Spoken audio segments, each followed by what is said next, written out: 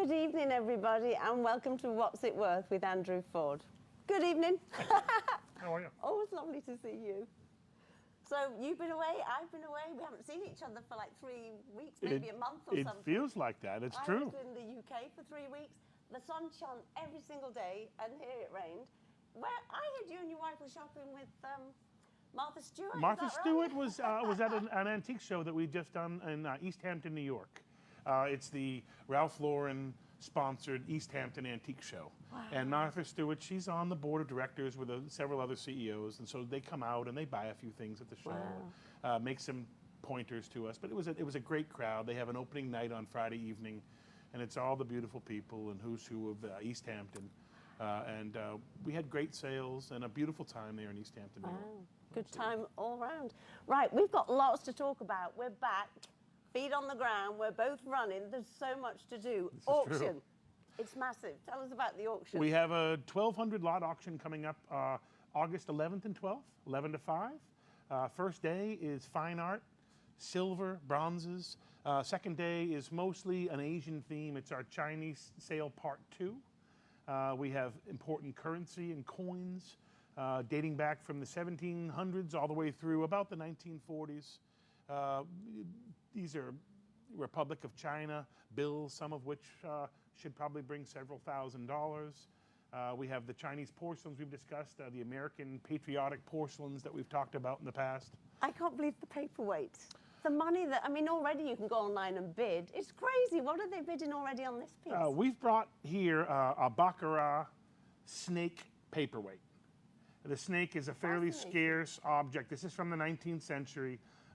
We've been contacted already by the International Paperweight Society, the American National Paperweight Society, the Florida Paperweight Society, California Paperweight Society, and my understanding is my small Baccarat paperweight is already at $2,000 on Live Auctioneers.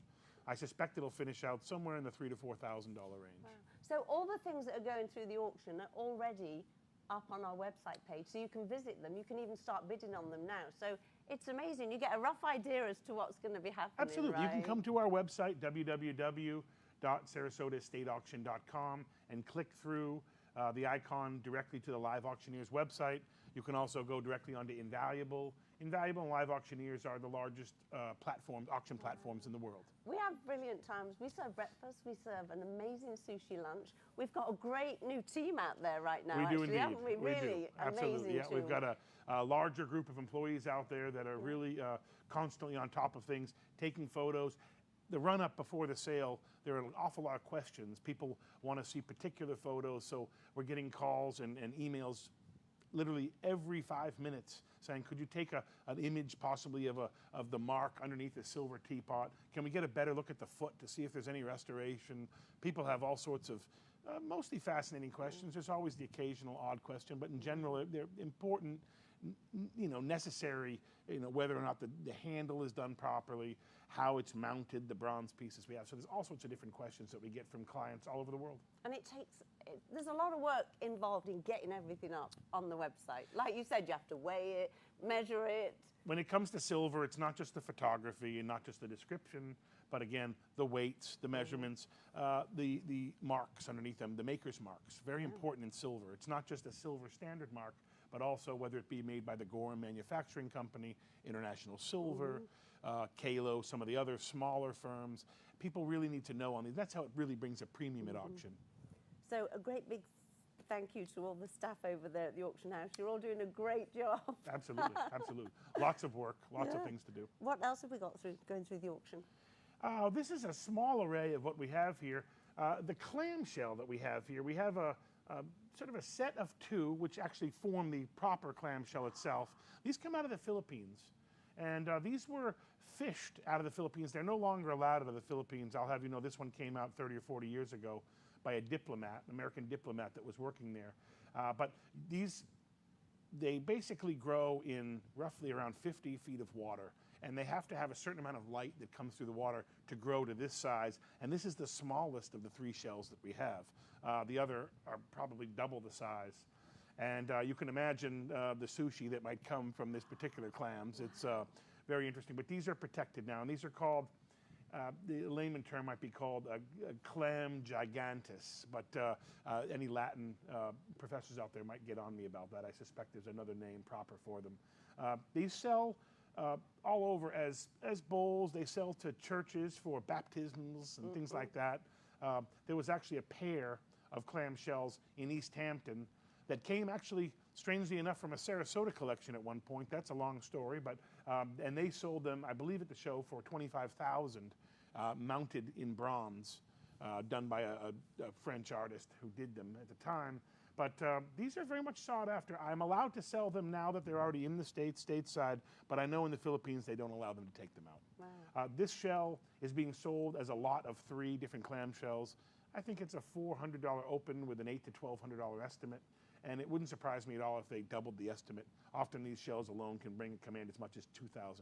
So do you think a church would buy it, or do you think somebody, I don't have maybe the sushi restaurant or I don't something have a like crystal ball, so one never knows. Sometimes these make great for, yeah, you just never know who will end up with one, but they're wonderful in a front entrance hallway. They're very classy objects, and of course, we live here on the coast. It's the right subject matter for any home. Actually, we do have a few crystal balls at Sarasota trading in the cabinets. You do have a few. It's true. What else? This guy here, this bronze man. This is important. The carpet man, isn't This it? is, yeah, this is the carpet man. This is the carpet seller, and this is actually the original polychrome painting. This was Austrian made. This is made in Vienna. This is known as a Viennese bronze, and it's about as good a scale as you'll find. And I love the look that he's saying. He's saying he's standing on the rug. This is the best rug, is what he's claiming. And this is solid bronze, all original polychrome paint, made around 1890.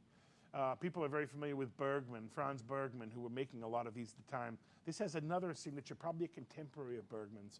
But we're opening the bid at $4,000 on this one. I've seen them sell for as much as $10,000.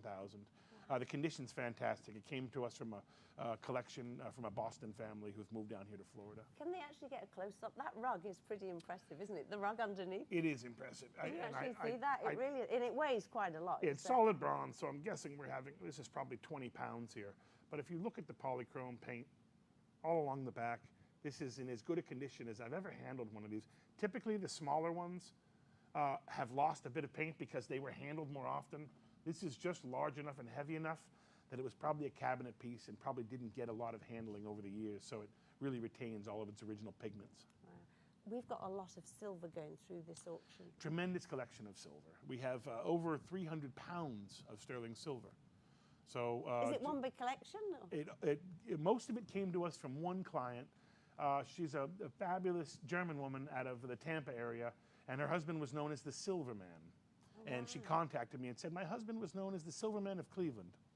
And I thought, I need to see this collection the minute she told me that. And sure enough, she brought in over 41 sets of cutlery silver, full sets, about 20 boxes of hollowware. These pieces are known as hollowware. They're tea sets, but hollowware for obvious reasons.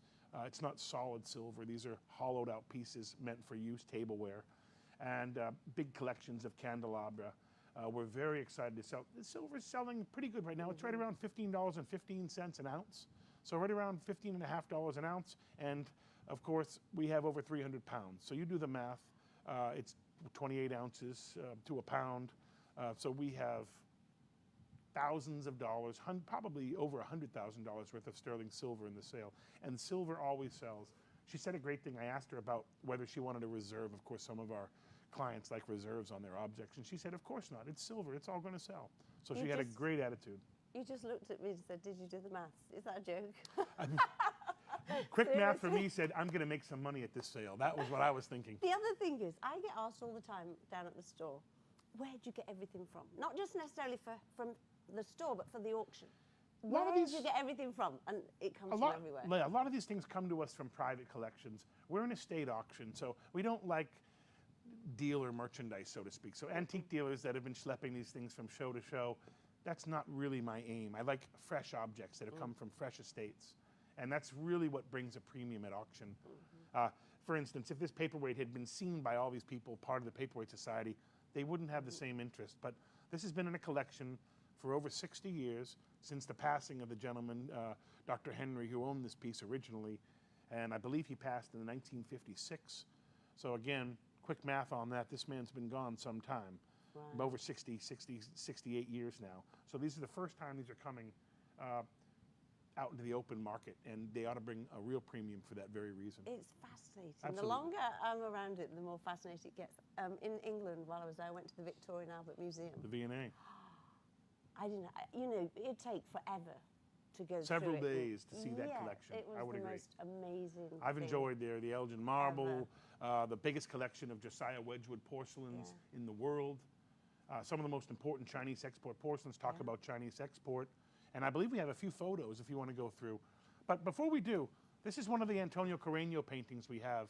And tomorrow night and Saturday morning, we have a home is where the art is what we're talking about this one. And this is a home that's for sale actually in my neighborhood, just down the street from me. It's a new build home in a very private kind of community, just down the way from a beautiful school. We're having some of the Antonio Carreño pieces there exhibited. There'll be wine and cheese for people to come through. I believe the timing of that is sort of 6 o'clock to 9 o'clock. Is that correct? 5 to 9 is my understanding. 5 to 9, and then 4 or 5 hours during the day on Saturday. And it's a great opportunity to see a new home build by a prominent home builder here in town. And I don't know if we can see this on any of the cameras, but here's the home. The home is beautiful. I think it's 38 plus, Beautiful 3,800 home. plus square feet. My understanding is it's right around $1.5 million, maybe a little upwards of that. So it's a proper home, beautiful featured. Come by, see the Antonio Carreño paintings, have a glass of wine, champagne with us, and tour the home. It'd be a fantastic opportunity. We're going to be there tomorrow and Saturday. Tomorrow and Saturday, absolutely. So come on out. We're all going to be out there. Come and join us Saturday. Last night was an amazing night. You were out with your wife. We did Save Our Seabirds out in Longboat Key. There was a party there. It was essentially a nonprofit auction, and they had us show up. My wife and I were out there. You came out with us as well. Absolutely, helping out. We were the auctioneers for the evening, and we were getting fairly good numbers for things. They were good bids. Absolutely. I mean, they were so excited. I mean, you couldn't have got more than what you did. It was a great crowd. You may be familiar with Nancy's Barbecue. They came out and catered the whole event. There's some great music. David Pilston was there, who's the head of the Save Our Seabirds. It's out by Moat Marine, if you've seen this, out off of Lido, just before you get out to Longboat Key. It's a great cause. Again, this was mostly based on keeping the environment clean, saving our birds, essentially. And we have several pictures here of objects, both that you'll see at the exhibition tomorrow and some things that we'll have at the auction. Yeah, so these Carreños will be out there. Very definitely. Yeah, all these. Absolutely. We'll take, And that's actually funny, that shot was taken just down the street from where Save Our Seabirds is located. That's right. Great organization. They do great things locally here in Sarasota. Absolutely. Amazing. The other thing we've got is the farmers market. Sure. We're going to be doing a live What's It Worth at the farmers market. We're going to, well, they're concerned about how many people are going to turn up. So it's going to be 50 people. We're going to limit it to 50. We're going to give out 50 coupons, essentially, or tickets to people that can come the following week.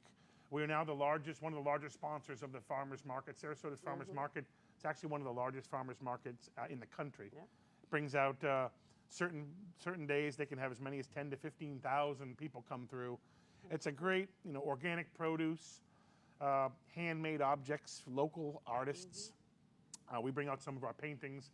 And now we're sponsors both through Sarasota State Auction and Sarasota Trading, our location at 522 South Pineapple Avenue. So if you have anything of interest, whether it be antique or exciting, anything that everybody'd be interested to see, and you'd want an evaluation on it, contact us at Sarasota Trading. The telephone number's 953-7776.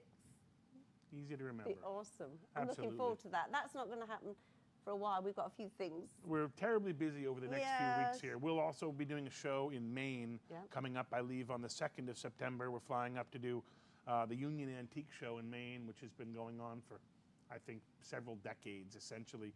And this is in Camden, Maine, which is this is actually Union just outside of Camden, but Camden is a beautiful seaport in Maine. A lot of shipbuilding was going on there. I understand there'll be some lobster to be had. Lovely. And, I always think of lobster when somebody says Maine. And Vicky, our in-house artist. Sure. She's still doing her classes on the Vicky Chelf, Thursday tonight. She's having a drawing class there. You're all warmly invited to come out for drawing class. There's no charge. We ask for a little tip at the end of it. It's not my money. You give it to the artist herself. She provides you with materials and mostly drawing. We try not to get involved with paints as it can be messy in the gallery. But there's a lot of still life drawing to be done. And as we're sitting here having this this show, she's drawing with some friends at the That's shop. right. It's a great evening. Absolutely. And Gus has joined us now with his team. He has his meetings. He has indeed. And you His know, Film you're all Society familiar with meetings Gus over- Molasses. Extraordinaire. He's here. He works with Scene Magazine. He also does a lot to do with art and film here in Sarasota. And we have a lot of fun with him coming down, Yeah, it's working with us awesome. as well. Yeah, down in Burns Court. Sure. Yeah, absolutely. We've got a few other objects I'd like to talk about as we're moving on here. These are very interesting.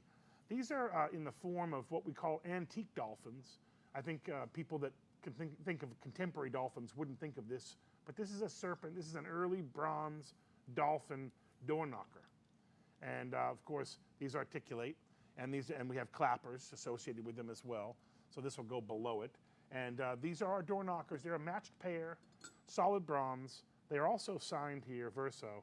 And we're opening these up at $150, but again, it wouldn't surprise me at all if these end up at $350, $400. They make a fantastic set on someone's front door. Where did they come from? They came to us from another collection outside of Lakewood Ranch. Same thing, a downsizing situation where they've sold their home, they're moving into a beautiful condo, and they just didn't have room for all these things. This is the same consignor that has the clamshells. He was working for Honeywell, a big Fortune 500 company, and they were buying these things all over the world. We've got some items here that are coming up in the auction. These are wax seal containers. And so if you had a chop in China, you've seen these Fu Dog chops that you see so often. They're typically alabaster. And when you go to China today, you can have your name engraved into the bottom of it. And these would have been stamped into these wax seal paste containers. And this is a large collection of them. You don't often find so many in one collection. And they come to us from this Dr. Henry collection, very important porcelain collection. These were the tiles we had in the last sale. One of the tiles brought $250,000. It's the same collection. Very important Chinese objects he acquired in Canton around the turn of the century. He was there from the 1920s through the 1940s. He saw all the changes in the revolution in China. We had a couple of plaques similar to the one that sold. Sure. For that. Why is the price different? So great. You know, I'll be honest. The original plaque that we sold for $250,000, we started at $1,000. So an opening bid of $1,000, and it climbed all the way to $190,000 plus the buyer's premium. So I always tell my consigners, it's not necessarily where it begins, it's where it ends up. So that's really an important thing. If you want a tremendous amount of bidders, you want to keep these objects low as possible. The consignor's not always so certain that's in the best interest for them, but that's a clear example of starting it low and ending with a bang. And what's lovely when it's local, they often come out and join us, which is great. We're always inviting our consigners to come out, have lunch with us. We're very transparent about how things go. Of course, online you can see the objects. If you happen to be wherever you are, you could be in a rowboat in the middle of the Atlantic and still see our auction live. But it's nice to have the people actually there.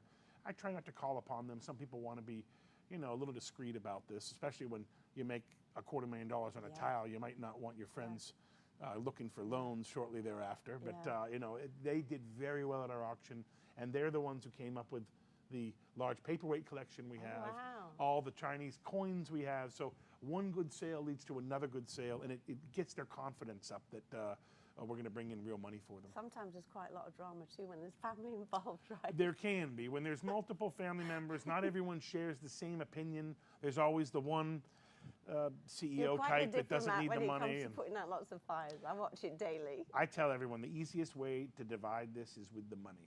Let me sell the things. And it's then you really sort it easy out. to cut the checks. And then it keeps everybody happy. I love it when you always say to everybody, if you've got an emotional attachment to it, keep it. You always say that, keep it. It's so difficult. I tell everybody, I don't, I can't remove the memories from the object. I just want to sell the object itself. You'll always have the memories, but some people get attached to things. Their parents paid particular attention to certain objects in their collection, and they didn't see necessarily the dips in the market. The antique market is finicky, and it's like a lot of the markets. Things change. Certain objects are very much in vogue and in fashion at the time. Certain things aren't. You'll find Chinese about anything right now is really important. China is the largest economy in the world. in 20 years' time, it's going to be enormous. So I tell everyone, they say, what should I be collecting if I want to make gains in the market? And I say, if you buy good Asian objects, especially particularly Chinese, maybe not so much Japanese right now, but Chinese objects. Any of you young collectors out there that have any questions, buy Chinese right now. When you're an old man, you're going to be very pleased with the values of these objects. Wow, talking of that, how about this wonderful Here's piece a carved. right Here's a carved Kuan Yin or Bodhisattva, depending on which religion you follow. This is really a Kuan Yin figure. This is carved wood. These are polychrome paints that are there, and this is life size. And people really like life size objects because they're very realistic, and people like to place them around the room. Looks like there are more people sitting in the room. How much would that cost? This is not terribly valuable. These were made in great numbers in the late Qing dynasty and the early 20th century. In fact, they're still producing objects like this today. You want to look for stress cracks, and you'll find that if you'll notice. Show them the stress crack She's on got that. quite the crack on her. This is a situation where a crack is a good thing. You want to see these stress cracks over time. This means that humidity is set in. Again, when this was made in China, they were never expecting it to come to the state of Florida and deal with the humidity that we have here. So this is a very typical thing to happen. Sometimes they cut the wood in a different angle that's known as a bastard cut, and it avoids these things. But you would want to look for separation over time. And shrinkage is another important thing in the business. You might want to look at a table, and you want to look at the drawer runners, and you want to look to see if they've shrunk over time. As they dry out, they shrink. If you don't see the shrinkage, be dubious. It may not be as old as it looks. Oh, wow. Sometimes the underside of an object tells you more than the top side.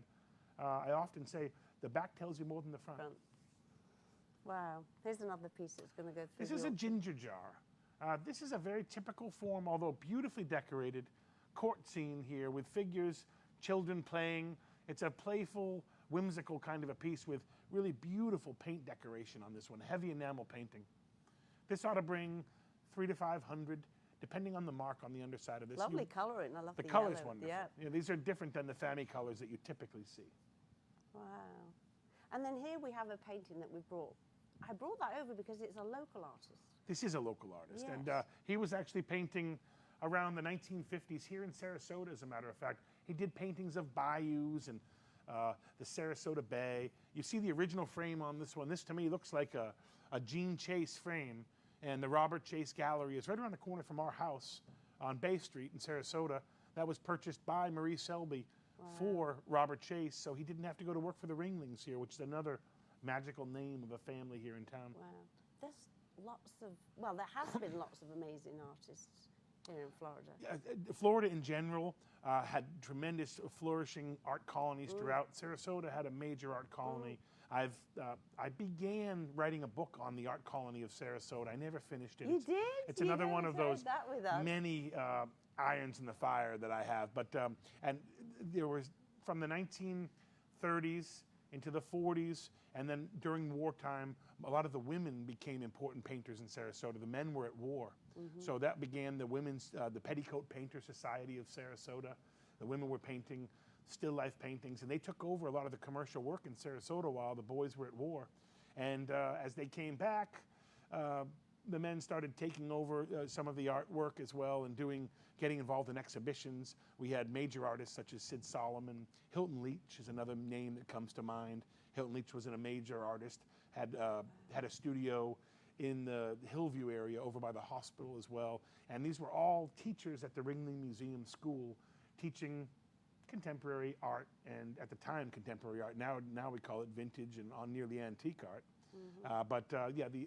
The Sarasota Art Colony in general has always been a flourishing area. We also have portraits at the store, which you told me about, because I said, why have we got these portraits? And you said the Chinese men did it. When our guys went over there to war, they take pictures of their family. Absolutely. And the Chinese would paint their families. So we've got Those are mostly Japanese, because Japanese. we were once we took over in Japan, after we dropped the bomb in Hiroshima, we went over there and tried to help out the economy in Japan. The Philippines, where the clamshell comes from. You might remember General MacArthur stepping off the boat. You'll see these, History Channel shows him proudly stepping off the boat, and we were there dropping off all of the victory notes because we were trying to support the economy in the Philippines after we took it over, because the Japanese had decimated the Philippines, and people forget the Japanese were serious fighters. They were responsible for thousands, hundreds of thousands of deaths, probably in China as well. So the small island of Japan, they were fierce fighters. And right around 1943, right after the war, and right after the taking over the Philippines and many of the islands down that way, even in Indonesia, Japan had spread all throughout. These are things then you need to put in your book. You need to do the book so that this knowledge doesn't die. Amazing, absolutely. It's fun. This is more of the patriotic. This is another wax seal paste container, but with an American patriotic theme on this. This is the American eagle clutching arrows, and these are very scarce objects. Out of probably 1 million wax seal containers that were made in China in the turn of the late 19th century and early 20th century, there might only be a handful. Well, I suspect more than a handful, because we have over a handful in our own collection. But there are only maybe dozens of these that really are in existence today. You'll find them in museum collections all over the place. So we're very excited to have this. You see all the original gilding here on this, and the stars behind him representing the early colonies at the time. This will go through the auction. This is coming up in our August 11th sale. Oh, here's one of the plaques. Here's one of the plaques. We have 4. They're really a matched set of 4. They were probably made in the same factory in Canton at the time, but they're not all done by the same artist, and often they have poems. The upper right-hand corner, if you could see a little higher on this shot, up in the mountains, they often show this. They're usually figures in the bottom, and they show the mountains in the background to just show the awesome beauty and the importance of nature and how it dwarfs man. And the Chinese were very much interested in symbolism, and so you'll see symbolism in a lot of these paintings. We're opening up this plaque for $10,000 with a $20,000 to $40,000 estimate, and we have 4 of them. So should we do well, they ought to bring well over 6 figures as a group of 4. That's what makes it so exciting, because we don't know either until the day. We really don't know. We can do our best to market these sales and promote. We're on ePie, which is the Chinese eBay. We're on Live Auctioneers. We actually had a real coup yesterday. I got a contact from the London Gazette, the London Antique Gazette, and we promote in London, we promote in Paris. The London Antique Gazette is going to do a whole write-up on our particular sale coming up, and they're going to feature us on their website up until the day of the sale. So for the next 3 weeks, you can find us on the London Gazette website on their digital images, and it's a real coup for the auction house to have that. The London market is think of it as a hub for all of Europe and Asia because of all the businesses that are in London. So being featured in London means being featured across the world. It's really an exciting thing for us. So, and the coins, you've spent an awful lot of time studying these the coins. The coins that have been work. Given. They came You've to us. got a few stories on the coins. If you saw our couple of past shows, we talked a lot about the currency and the coins. We had gold coins, silver coins, currency as well. We've worked very closely with some numismatic collectors, people that are graders of coins for the NGC, and we've had several of them slabbed. In order to have a coin slabbed, it's graded, it's identified, it's authentication, whether it's real or not. You know, coins are one of those things. Silver coins, important silver coins, were always reproduced over time, not necessarily to confuse the buyer, but if it was an important good seller, we always had several things here. So we're really excited about the coins coming up in the next sale. Going back to Sarasota Trading Company, we are busy down there right now, but we buy, we consign. Always buying, always selling, getting ready for the auction here, coming soon. Again, the auction's coming up August 11th and 12th, 11 to 5. We have preview all week long before the sale, so come on down anytime from the 7th through the 11th and come down and see our object. 6030 North Lockwood Ridge Road. Please come down, take a look at all these objects, and enjoy the bidding process. Yeah, so if you have any inquiries at all, then just call us, let us know. Valuations, anything at all you want to know. If you're watching this right now, we'd love you to like and share our page. Always like and share. And our number at the auction house, 359-8700. Thanks very much for joining us, and we'll be back again shortly. Thank you. Good night. Thanks, Janet. Thank you. Pleasure.